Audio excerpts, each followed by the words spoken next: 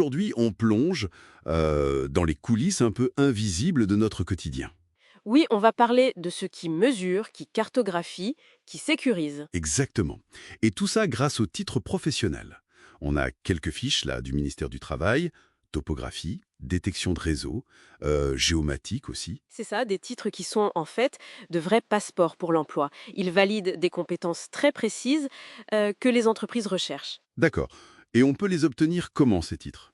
Il y a plusieurs voies, hein, la formation continue, l'alternance et même la VAE, la fameuse validation des acquis de l'expérience. Ah oui, la VAE. Et pour le financement, bon, il y a le CPF, le compte personnel de formation, ou alors les aides de France Travail. Ok. Bon, notre mission aujourd'hui, décrypter un peu ces métiers techniques, essentiels mais bon, souvent méconnus quoi. Tout à fait. Alors on commence par où? Peut-être par ce qui se cache sous nos pieds. La détection de réseau. Ça a l'air crucial pour la sécurité. Ah oui, fondamental. On parle du technicien, niveau 5, donc bac plus 2, et de l'opérateur, niveau 4, niveau bac. Leur boulot, c'est d'éviter les accidents sur les chantiers. En trouvant les tuyaux et les câbles avant de creuser, c'est ça? Exactement. Localiser précisément où passe le gaz, l'électricité, l'eau, les télécoms. Pour ça, il faut préparer l'intervention, bien sûr. Et ils utilisent quoi comme outil? Des trucs high-tech? Oui, pas mal. La détection électromagnétique ou le géoradar.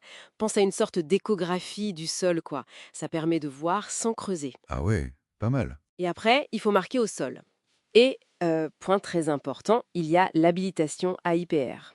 AIPR, Autorisation d'intervention à proximité des réseaux. C'est obligatoire pour travailler près des réseaux. d'accord. Et niveau débouché, j'imagine qu'il y a de la demande pour ces profils? Ah oui, très forte. Les entreprises de TP, bien sûr, mais aussi les gestionnaires de réseaux. Tu vois, comme Enedis, GRDF. Mhm. Et puis les bureaux d'études. L'impact est direct. Ça évite des dégâts, des coupures et surtout des accidents graves. Ok, très clair. Bon, si on quitte le sous-sol, là, on prend un peu de hauteur. La géomatique, on entend de plus en plus ce terme. C'est quoi au juste? Alors, la géomatique, c'est tout ce qui touche à la donnée géographique numérique. La collecte, le traitement, l'analyse, la visualisation. C'est un peu le cartographe moderne avec des ordinateurs. C'est un peu ça, mais ça va plus loin. Le technicien en géomatique, niveau 5 aussi, il maîtrise ses outils, notamment les SIG, SIG. systèmes d'information géographique. Pense à un logiciel super puissant où tu peux superposer plein de couches d'infos sur des cartes pour analyser et comprendre un territoire. D'accord. Et il fait quoi concrètement, ce technicien? Il peut collecter des données sur le terrain, ou avec des drones, des satellites. Ensuite, il intègre tout ça dans le SIG, il produit des cartes, des analyses. Et ça sert dans quel domaine? Oh là là, partout. Urbanisme, environnement, agriculture, énergie, défense, gestion de crise.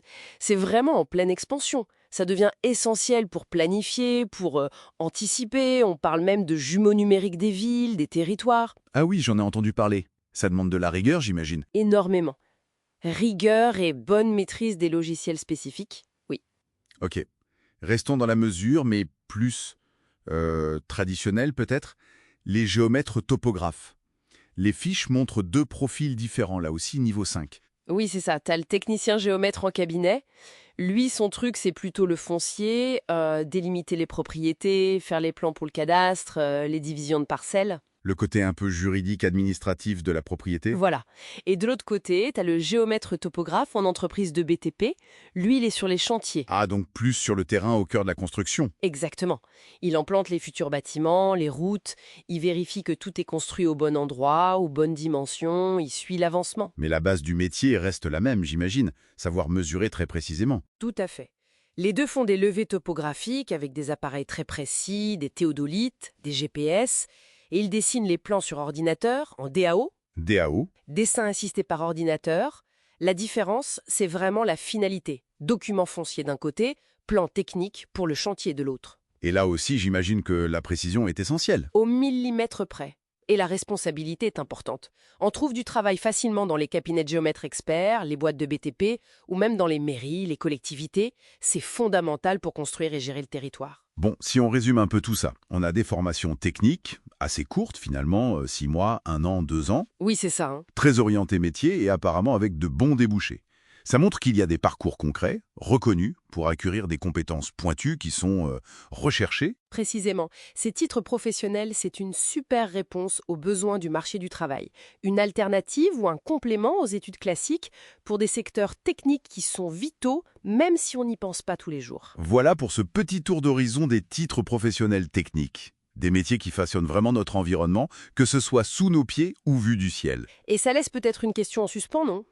Est-ce qu'on a vraiment conscience de toute la complexité cachée de nos infrastructures et du travail essentiel de ceux qui les gèrent et les documentent au quotidien?